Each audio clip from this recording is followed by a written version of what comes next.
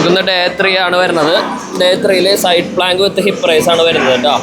Side Planck എന്ന് പറഞ്ഞാൽ ഇതാണ് സൈഡ് പ്ലാങ്ക്. ഒരു കാല് ഇതിൻ്റെ മുകളിൽ കയറ്റി വയ്ക്കുക, അരയിൽ കൈ വയ്ക്കുക, എന്നിട്ട് നേരെ അര പൊക്കുക, പിടിച്ചിറക്കുക. നമ്മൾ ഈ ഭാഗത്തേക്കാണ് അടിക്കുന്നത് കേട്ടോ. ബ്രീത്ത് ഔട്ട് ചെയ്യുക, മെല്ലെ പിടിച്ചിറക്കുക. മെഷീൻ ക്രഞ്ചസ് ആണ്. എൻ്റെ മെഷീൻ ക്രഞ്ചസ് ചാത്തനാണ്, എന്നാലും ഞാൻ കാണിച്ചുതരാം.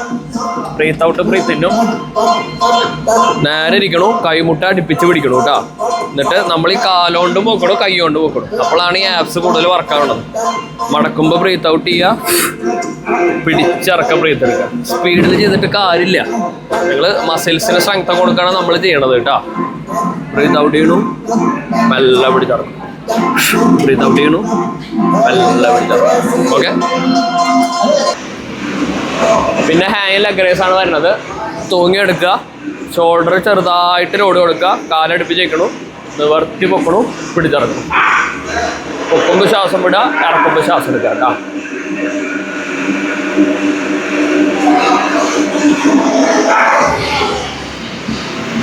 കേബിൾ ഡിസ്റ്റിന് ഞാനൊരു 2 അല്ലെങ്കിൽ 3 ഇടാറുള്ള വെയിറ്റ്.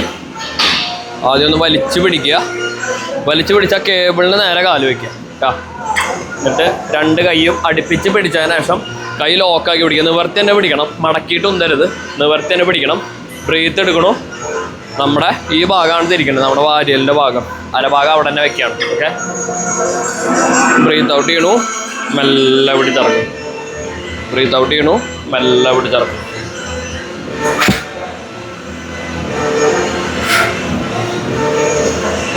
നമ്മുടെ കൂടുതൽ ഈ ഒബ്ലിക്കിൻ്റെ ഭാഗത്തിനാണ്. പ്ലാങ്ക് നിൽക്കുമ്പോൾ നമ്മുടെ ജോയിൻറ്റിൻ്റെ നേരെ കൈമുട്ട് വരുന്ന രീതിയിൽ വെക്കാം. ചിലർ ഇങ്ങനെ പിടിക്കാറുണ്ട്, ഇങ്ങനെ പിടിക്കണ്ട. എനിക്ക് കംഫർട്ട് ഇതാണ്. കാലടുപ്പിച്ച് വെച്ചു, അര കുറച്ച് പൊക്കി, പുറം ഭാഗം ഒന്ന് വട്ടച്ച് പിടിച്ചു കേട്ടോ. ഈ രീതിയിൽ വേണം നിൽക്കാൻ. ഇങ്ങനെ നിൽക്കരുത്, പുറമേനെ വരും. വട്ടച്ച് പിടിക്കണം, ആപ്സ് റൈറ്റാക്കി പിടിക്കണം. ബ്രീത്ത് ഔട്ട് ചെയ്തുകൊണ്ടേ ഇരിക്കുക കേട്ടോ.